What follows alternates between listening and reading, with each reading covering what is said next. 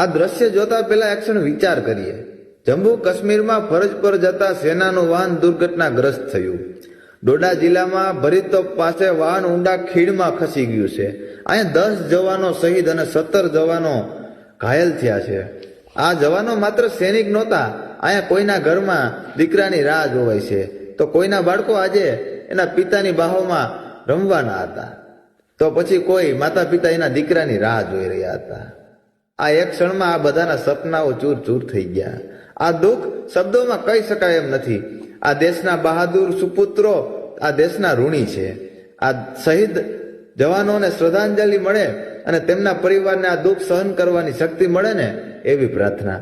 આજે ઘણા ઘરોમાં ચૂલા તો સળગાય છે, પણ એના દિલમાં એક આગ પણ લાગી હશે. દીકરો, પિતા, ભાઈ ગુમાવનાર દરેક પરિવારની હારે આ દેશ ઉભો છે. ભગવાન એમને આ પરિસ્થિતિનો સામનો કરવાની શક્તિ આપે. જય હિન્દ.